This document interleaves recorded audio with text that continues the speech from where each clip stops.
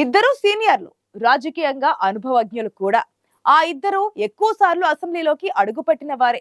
ఇప్పుడు ఆ ఇద్దరు పార్లమెంటుకు గురిపెట్టారు. అదృష్టం కలిసొస్తే ఢిల్లీలో తమ వాయిస్ వినిపించాలని ఆరాటపడుతున్నారు.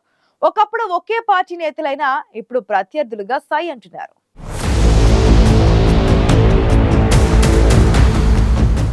బాజిరెడ్డి గోవర్ధన్, తాటిపర్తి జీవన్ రెడ్డి. రాజకీయ రంగంలో ఇద్దరి పేర్లు అందరికీ సుపరిచితమే. ఇద్దరు నేతలు రాజకీయంగా ఎంతో అనుభవం ఉన్నవారే. బాజిరెడ్డి గోవర్ధన్, జీవన్ రెడ్డి ఒకప్పుడు పార్టీ పరంగా ఒక గూటి పక్షులే, కానీ ఇప్పుడు ప్రత్యర్థులు. పాలిటిక్స్లో అపార అనుభవం ఉన్న ఈ నేతలు నిజామాబాద్ పార్లమెంటు బరిలో నువ్వానేనా అంటున్నారు. జీవన్ రెడ్డికి దాదాపు 5 సార్లు ఎమ్మెల్యేగా పోటీ చేసిన అనుభవం ఉంది. ప్రస్తుతం ఎమ్మెల్సీగా కొనసాగుతున్నారు. కాంగ్రెస్ పార్టీ నుంచి నిజామాబాద్ పార్లమెంట్ అభ్యర్థిగా బరిలో ఉన్నారు. బాజిరెడ్డి గోవర్ధన్ కూడా 5 సార్లు ఎమ్మెల్యేగా కంటెస్ట్ చేశారు. అయితే జీవన్ రెడ్డి స్థానికేతరుడు, బాజిరెడ్డి స్థానికుడు. ఈ అంశం పక్కన పెడితే ఇద్దరూ రాజకీయంగా ప్రజాక్షేత్రంలో పేరున్న నేతలు. ఇప్పటిదాకా అసెంబ్లీకే ప్రాతినిధ్యం వహించిన ఈ నాయకులు ఈసారి పార్లమెంటు పోరులో తలబడుతున్నారు.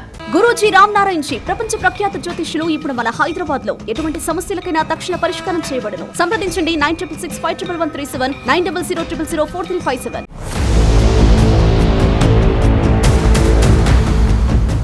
ఈ ఇద్దరు నేతల పొలిటికల్ ఎక్స్పీరియన్స్ ఎలా కలిసి రానుంది?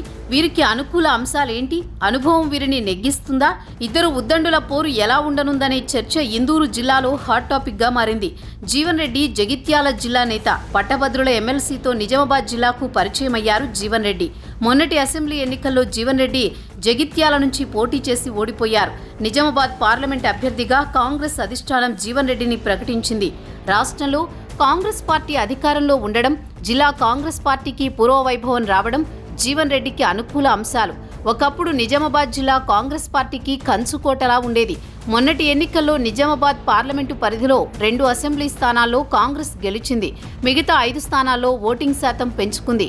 మైనార్టీలు, ఎస్సీ, ఎస్టీ, బీసీల ఓట్లు కలిసొస్తాయన్న నమ్మకంతో ఉంది కాంగ్రెస్ పార్టీ. పైగా జీవన్ రెడ్డి వాక్చాతుర్యం ఉన్న నాయకుడు, మాస్ ఇమేజ్ ఉన్న నేత.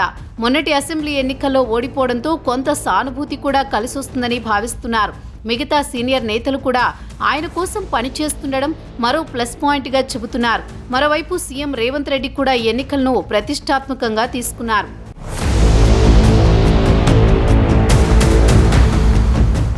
బాజిరెడ్డి గోవర్ధన్కి నిజామాబాద్ జిల్లాలో మాస్ లీడర్గా పేరుంది. రాజకీయాల్లో కింది స్థాయి నుంచి పైకొచ్చిన నేతగా పేరుంది. నిజామాబాద్ పార్లమెంట్ నియోజకవర్గంలో 5 అసెంబ్లీ సెగ్మెంట్లలో బాజిరెడ్డికి మంచి పట్టుంది. విస్తృత పరిచయాలు ఉన్నాయి. ఇప్పటికే రూరల్లో 2 సార్లు, ఆర్మూర్లో 1 సారి, బాన్సువాడలో 1 సారి ఎమ్మెల్యేగా గెలిచారు. మెజారిటీ ఓట్లున్న సామాజిక వర్గానికి చెందిన నాయకుడు కావడం ఆయనకున్న మరో బలం. జిల్లాలోని సీనియర్ నాయకుడిగా గుర్తింపు ఉన్న బాజిరెడ్డి మొన్నటి ఎన్నికల్లో రూరల్ నుంచి పోటీ చేసి ఓడిపోయారు. ఆయనే సరైన అభ్యర్థిగా భావించిన బీఆర్ఎస్ అధిష్టానం బాజిరెడ్డినే పార్లమెంట్ అభ్యర్థిగా బరిలోకి దింపింది. ఎలాగైనా బాజిరెడ్డి గోవర్ధన్ని గెలిపించుకోవాలన్న పట్టుదలతో ఉన్నారట కేసీఆర్. దీంతో బాజిరెడ్డికి కూడా సెంటిమెంట్ వర్కౌట్ అవుతుందా అన్న చర్చ జరుగుతోంది. బీఆర్ఎస్ హయాంలో చేసిన అభివృద్ధి ఆ పార్టీకి కలిసొచ్చే మరో అంశం. సీనియారిటీ, సింపతి సీనియర్ నేతలకు ఎంత మేరకు కలిసొస్తుందనే చర్చ జరుగుతోంది. బీజేపీ సీటులో మరోసారి సిట్టింగ్ ఎంపీని ఆ పార్టీ నుంచి బరిలో ఉన్నా ఆ ఇద్దరు సీనియర్లు పోటీపై అందరిలో ఆసక్తి రేపుతోంది.